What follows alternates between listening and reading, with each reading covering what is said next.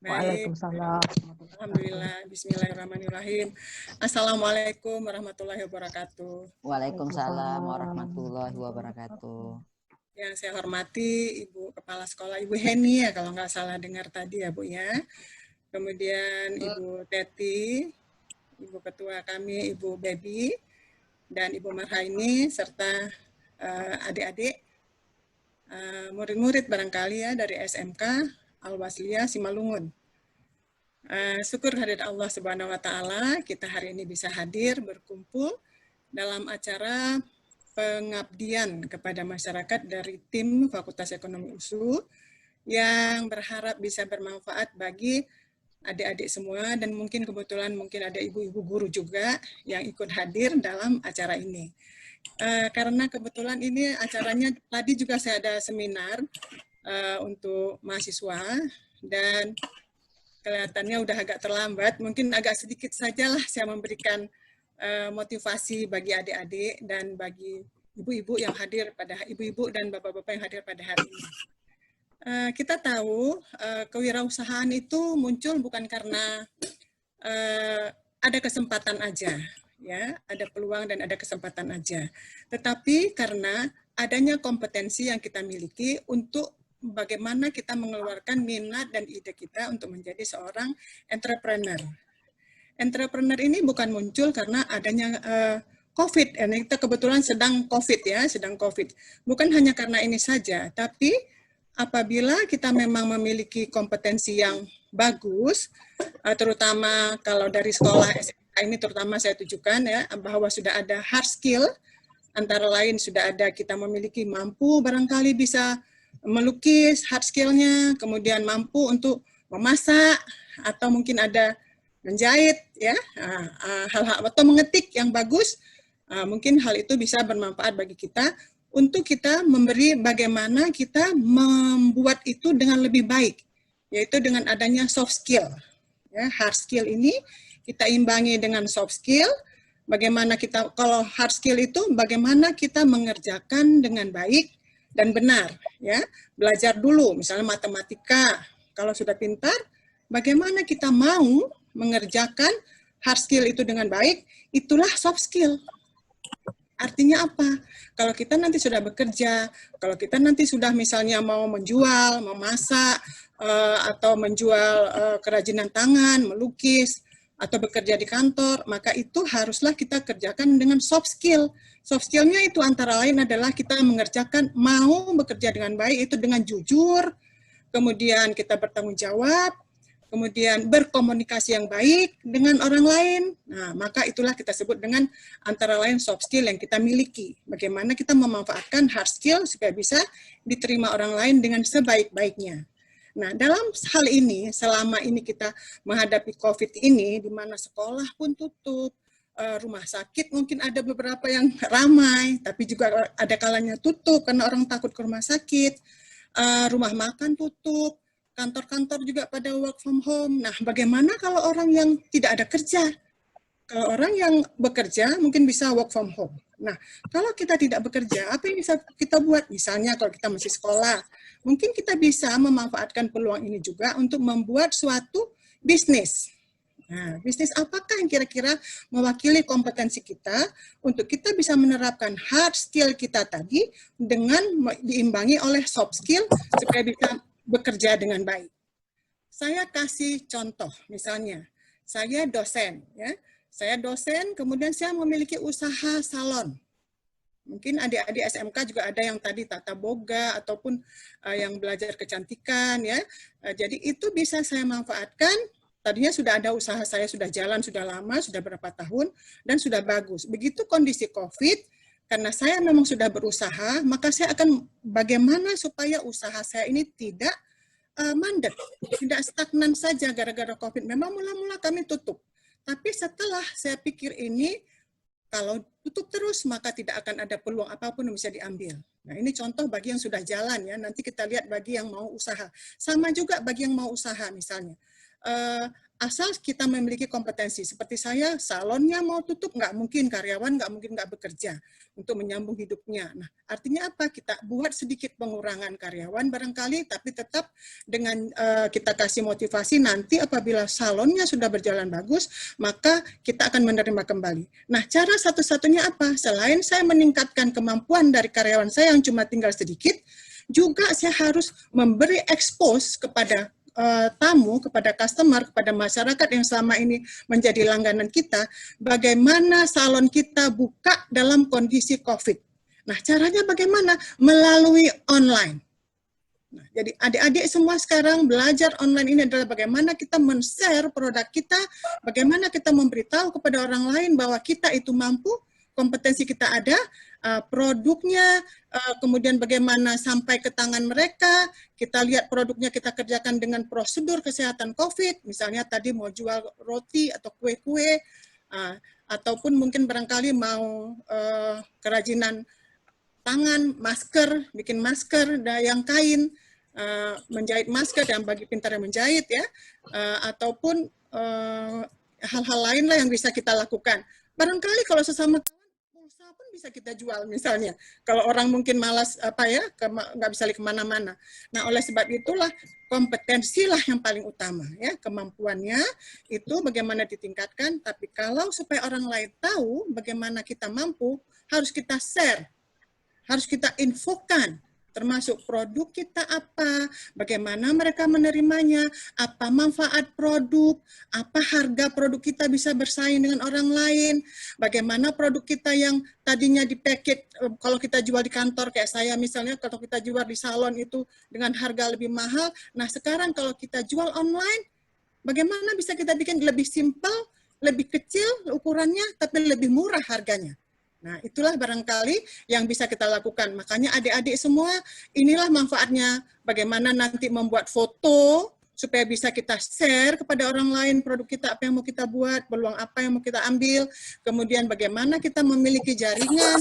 Dan selain itu adalah bahwa kita ini harus punya relasi, harus punya link, harus punya kawan-kawan, saudara yang akan mampu membantu kita untuk men-share produk kita ini dan memberikan testimoni bahwa produk kita bagus, itu adalah melalui online, melalui media online. Jadi barangkali yang perlu saya tekankan adalah karena waktunya juga ini, nanti ada kesempatan akan lebih lanjut lagi diteraskan bagaimana media online ini bisa diterapkan dengan baik, maka barangkali yang perlu saya tekankan lagi adalah peluang tadi diambil dengan memperhatikan kompetensi kita, jaringan kita, dan kemudian kondisi kesehatan masa kini. Produknya juga harus diusahakan dibuat dengan semaksimal mungkin. Kalau tadinya lebih bagus, sekarang bagus juga, tapi diperkecil sehingga bisa lebih murah. Nah, karena orang malas keluar rumah, itu juga bisa kita manfaatkan. Terutama bagi produk-produk yang agak-agak spesifik yang kita kerjakan dengan lebih baik. Baik, barangkali untuk mengingat waktu, mungkin lain kali Ibu Heni, Ibu Teti, Ibu Baby, Ibu Neni, selanjutnya mungkin ada lagi waktu kita yang lebih panjang dan bisa saya share lagi tentang hal-hal yang berkenaan dengan motivasi kewirausahaan. Baik, dengan demikian tidak ada yang lebih sempurna selain Allah Subhanahu wa taala. Maka dengan ini saya ucapkan mohon maaf. Wabillahi taufiq wal hidayah. Semoga bermanfaat walaupun hanya sekejap. Wassalamualaikum warahmatullahi wabarakatuh. Waalaikumsalam warahmatullahi wabarakatuh. Terima kasih Ibu Dr. Anda Marhai, yakni SEMSI. Beliau juga, Bu Heni saya perkenalkan tadi, adalah Ketua Prodi di 3 Kesekretariatan. Jadi kalau anak SMK kalau sedang mau masuk ke USU juga boleh, Bu. Nanti biar ketemu sama Kak Prodi. Bu, tadi saya ternyata Bu Ketua Prodi ini ternyata wirausaha jago juga. Beliau juga, Bu Heni, selain Ketua Prodi, beliau adalah pemilik usaha salon juga. Mana tahu Bu Heni mau ke Medan besok-besok. Iya, insya Allah. Kami tunggu Bu Heni. Ya, Bu. Dapat korting nanti Bu Heni. Oh, gratis. Bu Heni. Gratis Bu Heni. Iya, kan itu gratis perlu Bu. Itu salah satu cara saya bilang gratis Ibu Heni nanti akan mempromosikan kepada orang lain. Itu namanya kita cari link. Tapi kalau produk saya nggak bagus, Ibu Heni jangankan bayar, gratis pun tidak akan mau. Nah, jadi adik-adik mungkin bisa, kalau berani kasih gratis, buat bagus. Harus produk kita bagus dan bermanfaat. Iya, makasih banyak. Beliau langsung kan Bu Heni, karena pengusaha langsung, jadi ketika ngasih motivasi pun semangat banget itu. Jadi produk tuh harus inovasi gitu. Jaga saya kemudian juga apa ya tadi harus bisa mengembangkan inovasinya ya Bu ya.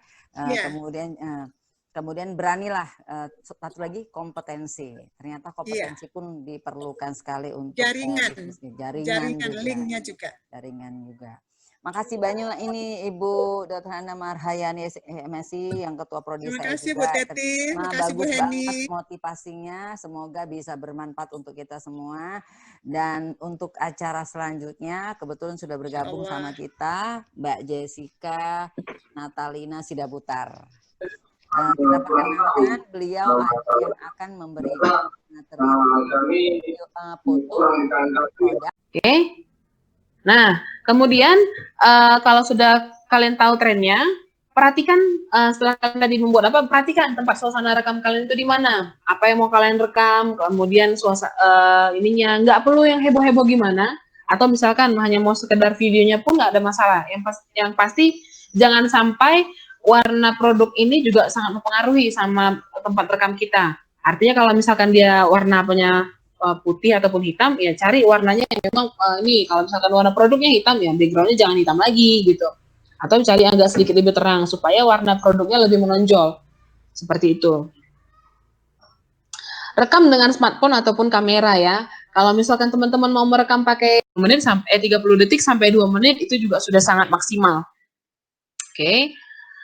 Buat video secara konsisten. Nah, tips untuk membuat video secara konsisten ini, yang pertama, buat dulu konten-konten yang ringan. Gak usah yang berat-berat banget. Jadi kalau misalkan teman-teman bikin konten, hindari terlalu banyak berpikir yang jauh-jauh atau gimana berat-berat bikinnya. Enggak, yang simpel-simpel aja, yang ringan-ringan aja. Artinya kalian tapi bikinnya konsisten, bikinnya rutin.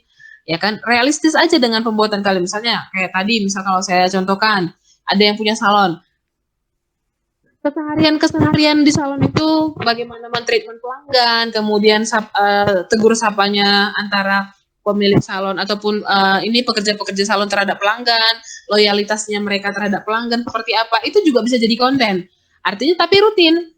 Oke, hari ini bagaimana nih, kira-kira promo apa yang ditawarkan sama pelanggan, atau makanan, promo apa yang lagi kalian buka di hari ini, tapi kalian buat ininya semacam cerita gitu. Jadi setiap hari berkelanjutan. Jadi bisa dibuat seperti seri, ada konten-konten berikutnya. Jadi hari ini orang pengen tahu. Nanti pasti pelan-pelan orang akan terus kecarian sama konten kita. Loh, iya ya hari ini apa ya? Pasti saya akan penasaran. Kalau misalkan saya jadi pelanggan, contoh misalkan, saya akan coba cari tahu. Kira-kira apa ya hari ini promo tentang mereka ya?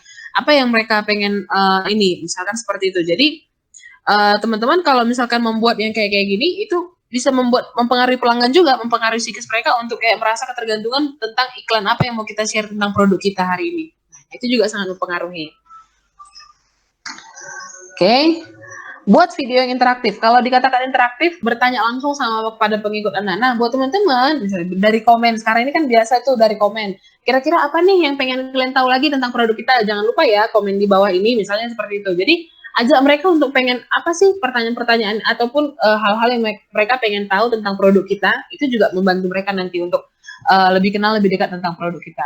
Jadi minta saran mereka ataupun bisa diminta juga video-video mereka yang pernah bikin testimonial tentang produknya kita, itu juga bisa mempengaruhi. Oke? Ya, itu untuk yang di bagian video. Ini untuk yang foto bisa saya lanjut juga langsung, Bu.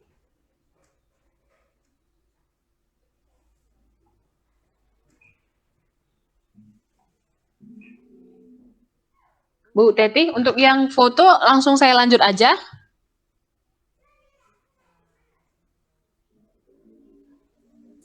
Teti, Ibu Jessica bertanya, Tet.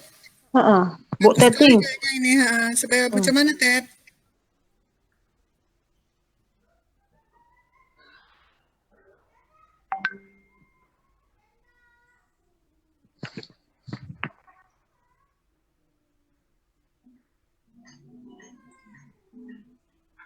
Mana Bu Teti? Teti, Beb. Kemana Teti? Coba siapa sih WA dulu Teh ya. Bagus sekali nih biar anak-anak dengar ini si Bu Jessica ini, si adanya Jessica ini kasih arahan. Aku pun mau tambah belajar nih sama Jessica ini.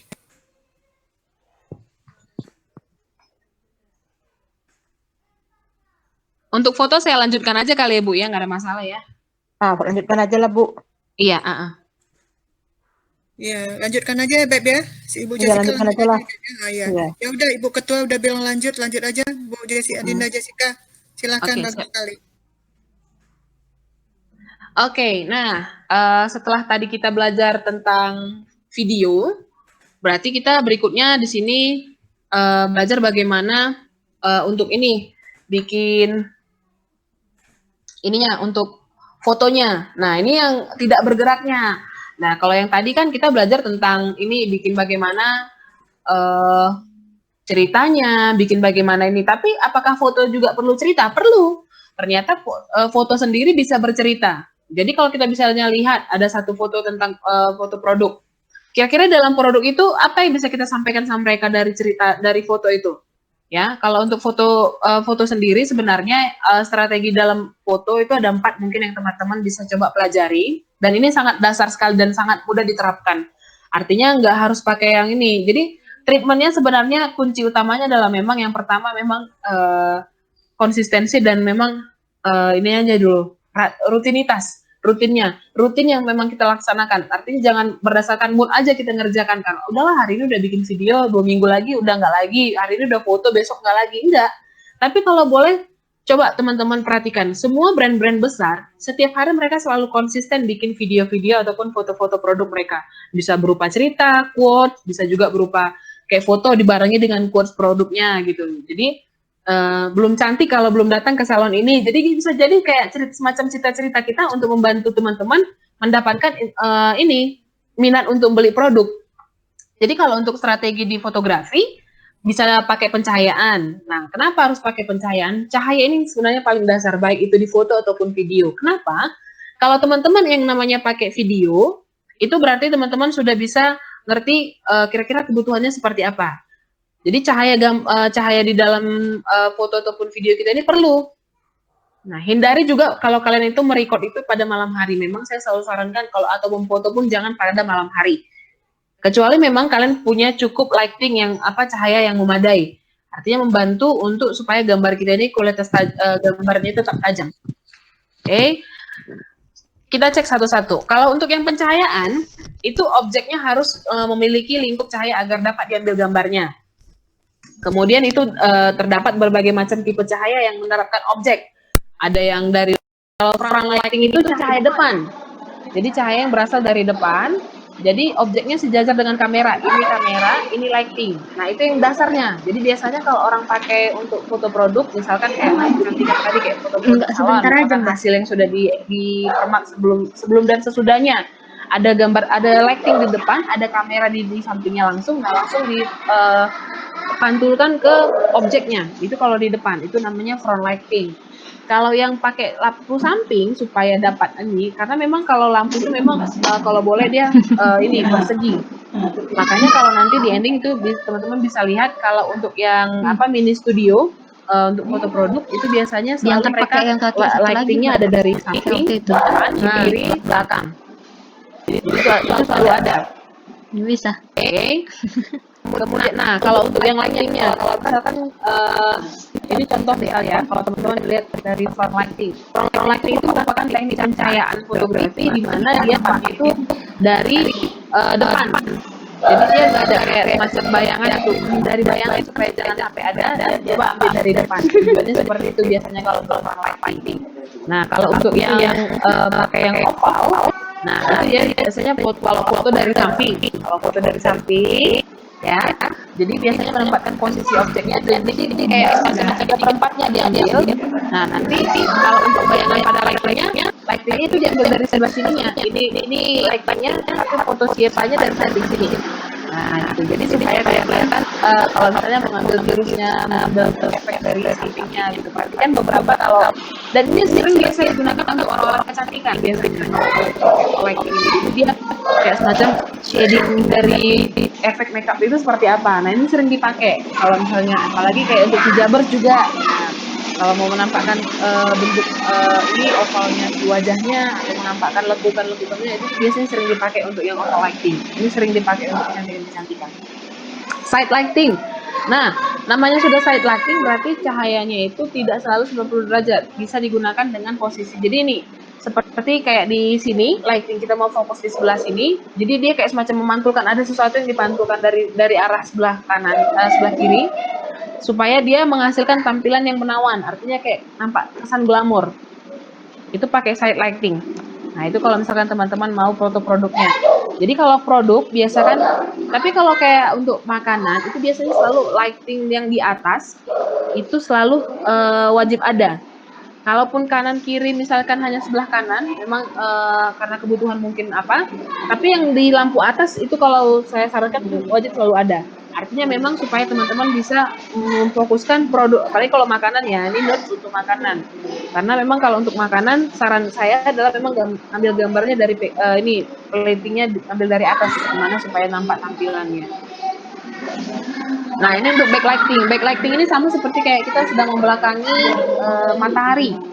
Jadi dia dari belakang, tujuannya kayak kalau misalkan kayak mau ngambil produk-produk kayak untuk tas atau misalkan apa itu selalu kayak ada yang menghindari bayangan. Pantulan di depannya, backgroundnya biasanya ini seperti putih ataupun polos. Oke, kalau untuk foto sebenarnya saya sarankan hindari penggunaan tekstur-tekstur background yang terlalu rame. Tujuannya memang supaya produk kalian itu lebih menonjol dilihat sama orang. Makanya kalau untuk produk-produk, kalau nggak nanti backgroundnya nuansa kayu aja atau warna coklat, warna putih, warna hitam polos gitu. Jadi mereka terlalu banyak menghindari warna-warna yang memang teksturnya terlalu rame. Ya, kalau misalkan warnanya, jangan sampai kontras produk itu mempengaruhi backgroundnya. Jadi sampai orang-orang lebih fokus sama background ketimbang produk. Nah, banyak teman-teman, apalagi kayak misalnya contoh jualan-jualan keripik kayak kemarin itu. Jadi keripiknya sudah warna kayak keripik pisang. Itu warnanya kan mungkin ada yang kayak kuningnya ini lebih redup, tapi warna backgroundnya terlalu mencolok atau bagaimana. Padahal kalau dibubuhi dengan background putih aja pun sebenarnya sudah naik, sudah ini karena kalau kena pantulan cahaya kamera dengan cahaya lighting dari lampu itu sudah bisa membantu gambar itu supaya kelihatan lebih tajam sebenarnya. Jadi mempengaruhi produk ini terlihat lebih ini nggak menonjol dibandingkan background itu juga jangan sampai kita lakukan karena kalau misalkan produk kalah ini dengan background ya orang akan terpecah fokusnya ketika melihat gambar kita. Oke. Nah, kalau untuk komposisi, biasanya kalau yang seperti ini tuh gambar membangun ini. Jadi biasakan kayak porsi duduk di mana, lalu gambar ini di mana tata letaknya, ya. Kayak contoh, kita mau bikin ayam penyet, foto ayam penyet nih, ya kan, foto produknya. Sebenarnya nggak perlu banget tuh kayak ada cabai yang masih cabai utuh, ya kan, ataupun kecap yang masih diapa, tapi supaya nampak tetap gambar bagus mendukung, masih ada kayak semacam bumbu-bumbu yang masih belum diolah, tapi diserakin di sebelah pinggir-pinggirnya. Nah itu juga bisa dilihat. Jadi misalkan kalau teman-teman ini misalnya kalau mengolah gambar itu bisa dilihat kira-kira unsur-unsur apa yang mendukung untuk ini gambar tersebut. Jadi saran saya memang kayak ini beberapa lah kita coba search di coba saya bantu. Sebenarnya nggak perlu banget kalau dia taruh di situ ada elemen-elemen yang kayak ada tepung kayak kemarin bikin pizza ada tepungnya di situ. Tapi karena untuk mendukung bahan makanan itu dari barang ini tersebut bahan-bahan tersebut bisa aja kita buat. Seperti itu. Oke. Kemudian nah kalau untuk setelah sudah kita tahu komposisinya, kita bicara yang namanya sudut pandang. Nah sebenarnya ini nggak lebih ke teori banget tentang bagaimana foto itu sebenarnya, tapi ini tips-tipsnya aja buat teman-teman di sini supaya semangat untuk menaikkan ininya sih, bagaimana untuk branding promo brand kalian di sosial media yang paling penting apalagi untuk visual. Nah kalau sudut pandang itu ada namanya bird eye. Kalau bird eye ini kalian itu memang bisa mencoba ngambil dari foto yang ketinggian. Nah, sama kayak yang saya bilang tadi kayak foto ngambil makanan itu dari depan, dari atas, kemudian objeknya sudah di bawah. Seperti itu. Nah, kalau biasanya kalau yang seperti ini kayak untuk kalau untuk dikecantikan ya kayak di rambut misalkan ya. kita pasti ambilnya kalau nggak yang dari depannya atau misalnya kita ambil yang dari sampingnya. Nah, jadi menonjolkan supaya hasilnya sih sebenarnya. Nah, bagaimana hasilnya? Lalu kalau untuk yang frog eye ini kita pengambilan gambarnya itu dari bawah.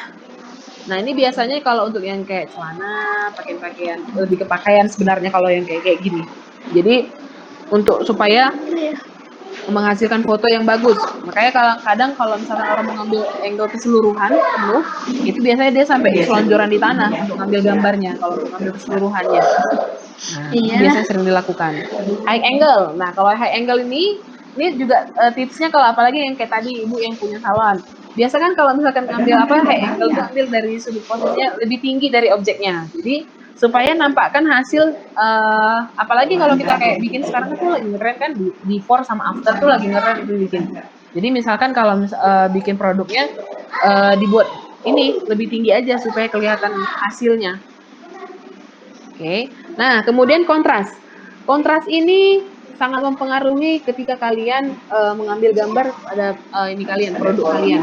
Kontras itu membuat objek terpisah dari latar belakangnya. Foto akan lebih kuat dengan objek utama yang lebih menonjol dari latar belakang. Artinya begitu kalian sudah naikkan warnanya ketajaman gambar seperti yang ini contohnya. Nah, ini misalkan.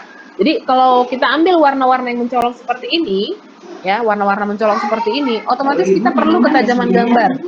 Contoh apa yang mau kita tonjolkan dari misalkan pakaiannya, make up-nya, atau misalkan dari sudut pandang mana yang mau kita lihat. Jadi pelanggan itu udah bisa menilai nih kira-kira ini yang mau saya ini. Oh dia lebih fokus sama ini ya gitu. Jadi kayak detail-detailnya gambar produk kalian itu hasil-hasil kerja tangannya kalian itu kelihatan di sini. Jadi dari kontras gambar yang tajam itu sangat mempengaruhi. Saya sangat misalkan terlalu sering melihat beberapa kawan-kawan UKM juga yang sering foto produknya sangat-sangat sepele banget itu tentang kayak gambar yang blur, kemudian lokasi gambar yang hanya sekedar ditata seperti itu kayak ditaruh di lantai, kemudian nggak ini padahal sebenarnya bisa aja diletak pakai alas putih ya, serbet putih ataupun serbet yang kotak-kotak itu aja yang harga 3.000 ribuan itu kemudian disusun rapi gitu. Jadi sementara komposisi tadi sebenarnya kita tahu untuk inilah waktu kita mau foto produk foto mengenai hasil makeupan kita di meja itu ataupun di hasilnya itu bisa jadi kita kayak susun ini kira-kira barang-barang produk-produk apa yang tadi kalian pakai untuk menghasilkan warna wajah yang kayak gitu. Jadi di depan itu bisa kalian tata seperti itu kayak misalkan untuk promo di sosial medianya gitu. Jadi itu juga membantu sekali sebenarnya. Artinya komposisi, kemudian ketajaman gambar, itu bisa kalian kombinasikan. Nah, itu sangat bermanfaat sekali kalau teman-teman misalkan ataupun langsung benar-benar sadar kalau kebutuhan gambar ini sebenarnya apa. Oke. Nah, tipsnya kalau untuk menghasilkan foto yang bagus, ya ini nggak terlalu ribet-ribet banget. Yang pertama memang pegang dengan kamera memang usahakan agak lumayan mantap lah. Artinya kita jangan sampai apalagi kalau untuk angle hindari kayak potongan sini di sini jangan sampai ada potong bagian ini keningan kita. Jadi usahakan itu ada sejengkal, kalau tidak sejengkal ini dari batas kamera dari batas ini angle-nya kameranya itu sudutnya paling tidak sejengkalnya supaya ini hasil gambarnya itu enggak kepotong. Nah, ambil posisi sinar di belakang Anda. Jadi kalau misalkan terlalu dekat dengan sinar pun salah, artinya backlight kan. Jadi kalau misalkan usahakan sinarnya itu kayak misalkan kalau cahaya dari sana, kita coba ambil dari depannya. Kalau cahayanya datang dari sana. Ya, jangan membelakangi juga. Kemudian coba dekatkan pada objek kesederhanaan. Mengambil fokus zoom misalnya. Jadi jangan pakai zoomnya, jadi biasanya pecah. Ambil lebih bagus, lebih dekat lagi. Ya, misalkan kalau kita mau fokus ambil contoh kayak tadi saya contohkan lagi mengenai ini, mau fokus ngambil matanya misalkan contoh, gak usah di zoom, jangan biasakan men-zoom seperti itu karena fungsinya juga kurang bagus kalau misalkan kita terlalu banyak mengambil zoom. Bagus kita dekatkan aja kameranya kepada objeknya. Oke. Buatlah variasi, misalkan kalau teman-teman bikin variasi itu ambil gambar dari beberapa sudut. Ada yang close up itu berarti dia deket. Kalau wide angle dia ambilnya dari jauh. Nah, gitu. Jadi kalau misalkan teman-teman buat beberapa variasi supaya pelanggan itu merasa nggak bosan melihat postingan-postingan kita. Jadi kalau yang kayak gini biasanya selalu itu sering kalau yang bikin kalau nggak makanan, kecantikan, apalagi jasanya paling kayak untuk kayak furniture mungkin. Jadi ada yang deket, ada yang detail-detailnya diambil deket supaya pelanggan tahu nih. Nah, itu. Karena kan membantu sebenarnya kalau kita mau beli sesuatu barang nggak bisa kita lihat secara langsung kan mempengaruhi sekali ya. Karena apalagi kita nggak bisa sentuh barang tersebut. Jadi kalau misalnya membantu pelanggan supaya tahu detailnya dari deskripsi bahan, lalu dari gambar. Misalkan bentuk ininya seperti apa, corak-coraknya seperti apa, di foto aja detailnya. Nah, itu penting juga. Nah, untuk tips-tipsnya nih kalau teman-teman apa? Saya juga di kantor ini sama teman-teman ada yang pakai ini mini studio namanya. Kalau teman-teman bisa lihat mini studio ini dan sekarang dijual juga di beberapa ini e-commerce juga kalian bisa beli lah. Sekitar 200-300 juga ada tersedia. Apalagi kalau yang produk-produknya kayak produk-produk makanan dan produk-produk kecantikan ataupun produk-produk yang kayak untuk pakaian hijab atau ini yang berhubungan dengan apa gitu, ini juga bisa kita manfaatkan seperti ini gitu. Jadi dan dia bisa ada warna latar background itu ada putih, ada hitam. Kalaupun berdasarkan kebutuhan kita bisa printing, bisa kita print atau kayak nuansa kayu kita tinggal lapis saja. Dan ini sudah ada lightingnya atas, kanan, kiri, kemudian di bawah. Di bawah itu nanti dia kayak semacam di sudutnya. Jadi sudah membantu sekali kalau pakai mini studio ini. Kalau teman-teman mau nanti misalnya coba-coba ya, boleh. Saya sarankan juga boleh pakai mini studio ini. Dan ini memang sangat-sangat kecil. Di meja aja diletak, tapi dia sudah kayak membantu juga kayak box ukuran ini. Dia sedang lah ukurannya. Dan ini juga sangat membantu kamera di depannya. Lalu nanti box itu bisa ada tinggal dicolok aja, lightingnya udah langsung nyala semua. Jadi nggak perlu besar-besar satu ruangan, enggak. Di meja kerja aja pun udah standar pakai ini juga udah bisa. Kalau memang kita mau fokus untuk ngambil gambarnya yang tajam ya.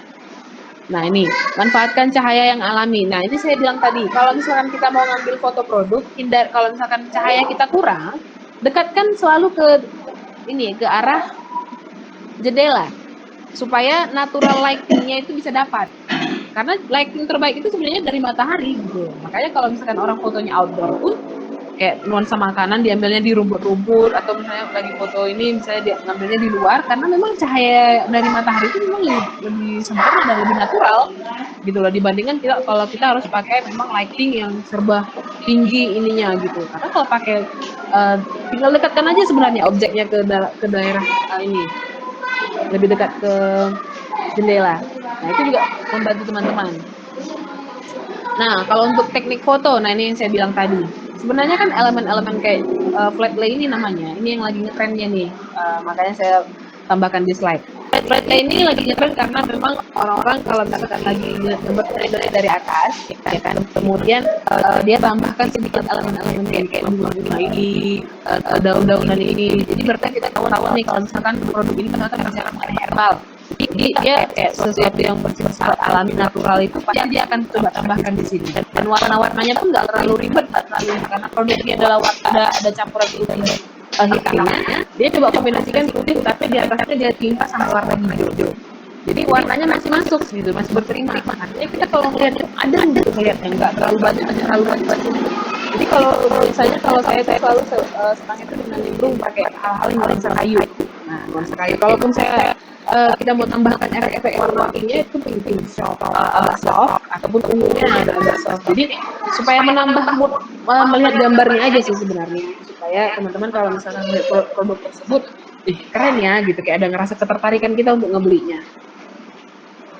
Nah, tipsnya untuk menggunakan kamera DSLR ya, kalau yang pakai kamera pro itu Anda sebaiknya menggunakan pengaturannya penyimpanan gambarnya karena harus yang besar, penyimpanannya pakai pengaturan RAW. Ini kalau yang ngerti-ngerti teknis.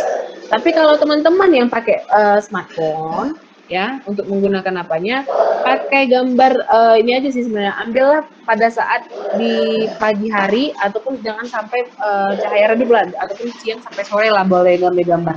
Karena kalau kita pakai handphone itu kan sering kan itu kelihatan itu biasanya blur ataupun buram, ada noise-nya. Nah biasanya selalu ada noise-nya. Jadi hindari pengambilan gambar pada saat kalian ngambil gambar itu di malam hari. Itu sangat mempengaruhi. Jadi kalau misalnya mau fokus, mau gambar kelihatan lebih tajam, apalagi yang sekarang kamera sudah 64 pixel itu sudah sangat membantu. Bahkan ada sekarang handphone lebih tinggi daripada pixelnya lebih tinggi daripada kamera DSLR. Gitu. Jadi itu sih sebenarnya tipsnya kalau untuk teman-teman fotografi dan juga untuk yang di video. Itu sih yang bisa saya sampaikan eh untuk teman-teman yang ikut di kegiatan ini.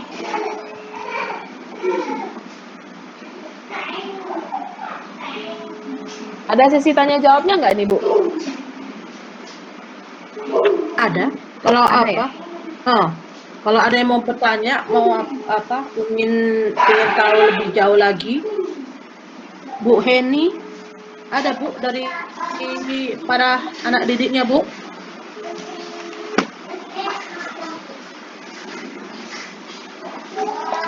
Bu Heninya mana ya? Bu Teti sama Bu Heni mana nih?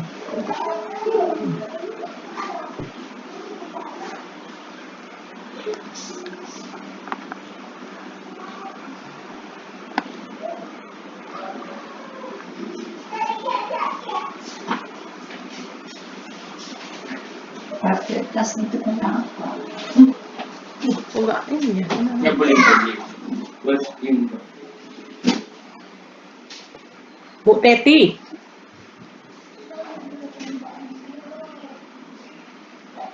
Berarti Mbak JJ. Dia panggil Mbak JJ aja lah ya. Iya, panggil JJ aja nggak ada masalah, Bu. Kalau Mbak, misalnya Mbak Jessica, kemana kok pada hilang ya? Dedi masih ada, Ded? ya Bu Teti itu nggak respon loh. Saya juga, saya WA nggak dijawab. Risanti mana Risanti? Risanti Kalau yang keluar. Ibu Heni dari SMP masih ada, dari SMK? Ini dipanggil tapi apa ya? Enggak. Iya, Mbak. Nggak menjawab ya? Jadi kita kan memang khusus untuk mereka ini kan, pelatihannya Iya. supaya memang semua bermanfaat. Kok malah nggak nampak, apa kok pada hilang semua ya, Bu Jessica? Iya.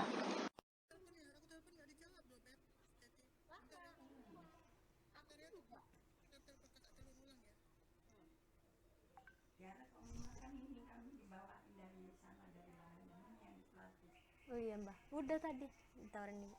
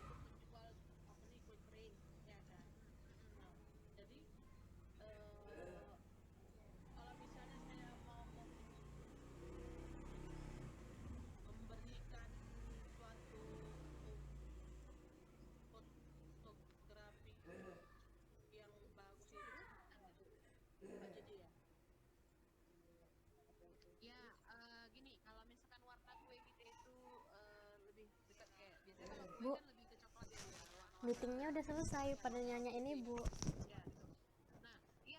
Meetingnya udah selesai pada nanya ini Bu.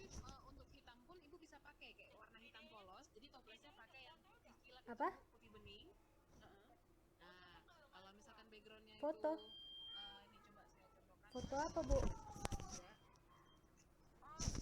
Jadi biasanya warna-warna Foto udah semua katanya, udah.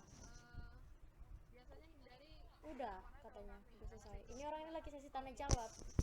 Bu Yani pada nelpon Ibu tuh. Ya Ibu.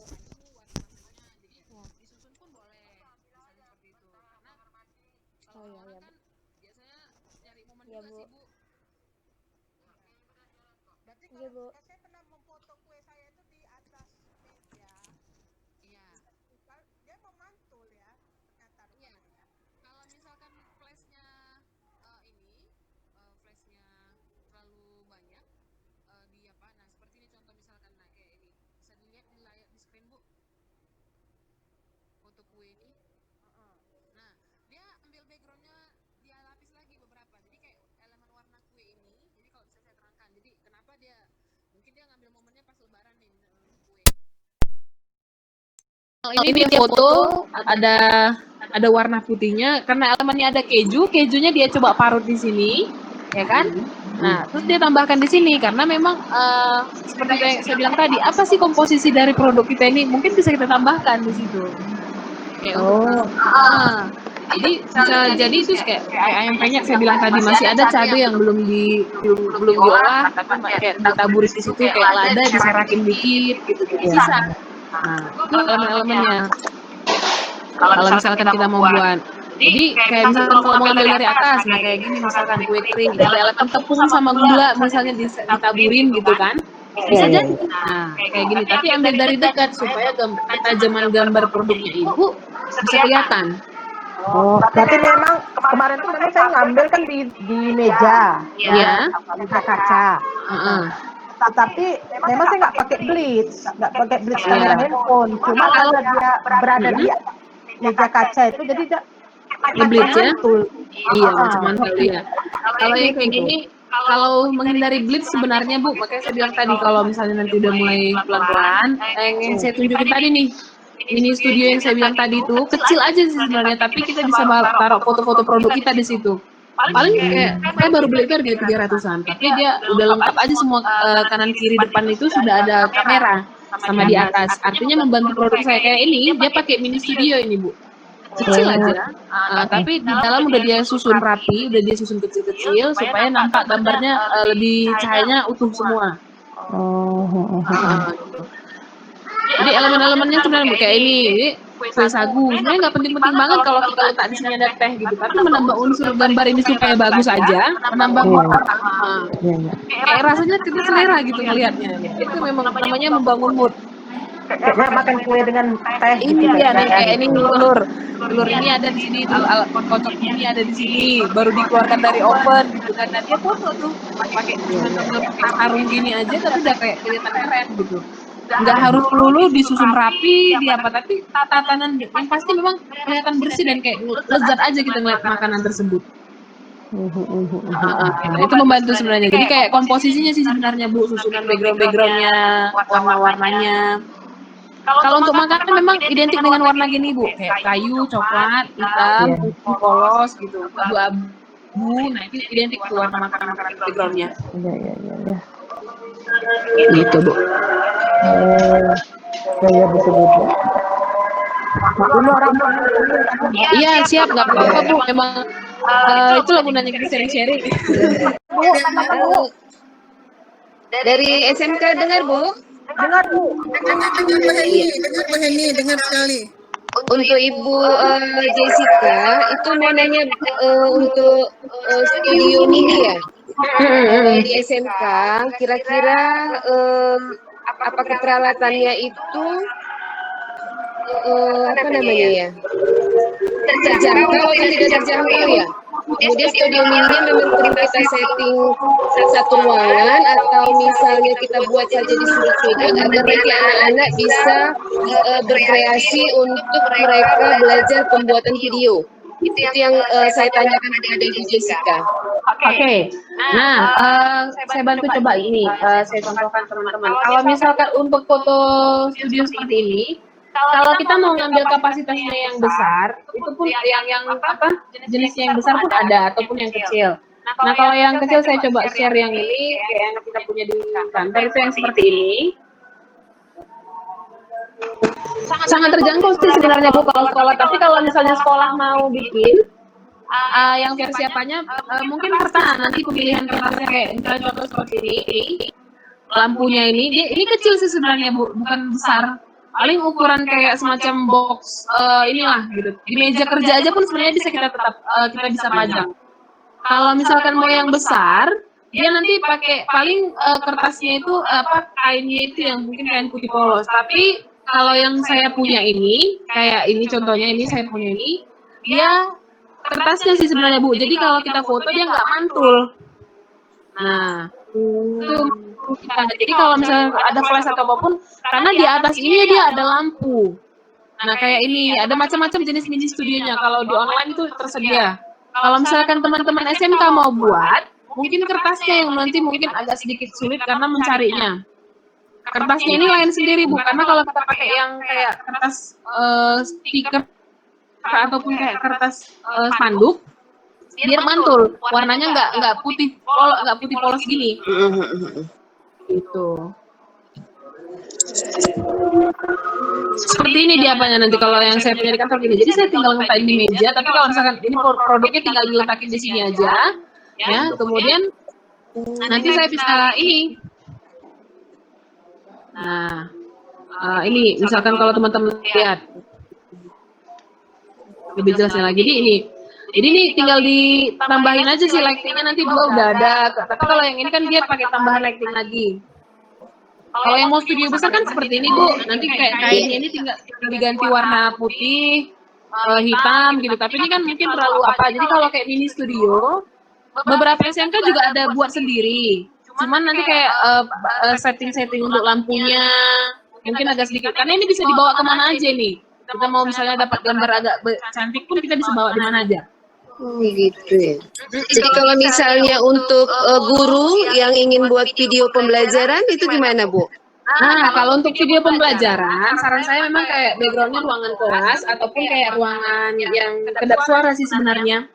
Jadi misalnya background belakang kalau misalkan ibu butuh bantuan kayak alat seperti papan tulis, kalau misalkan perlu sambil menjelaskan, ya backgroundnya yang penting kedap suara aja. Nah, saya sarankan kalau bikin video pembelajaran itu pakai ini mikrofon supaya suara tidak pecah. Sama kita ngerekam video, colokin aja tuh handsetnya sama ininya. Gak usah dipasang ininya biar kelihatan apa, tinggal dilepas gini ataupun masukkan aja suaranya ke sini gitu. Jadi suara kita kelihatan lebih jelas atau kita tinggal klipkan di sini supaya kelihatan lebih jelas aja suaranya. Karena kalau misalnya langsung dari handphone pasti pecah mungkin kalau dari speakernya. Seperti itu. Iya, iya. Oke, terima kasih Bu Jessica. Ya, siap Bu.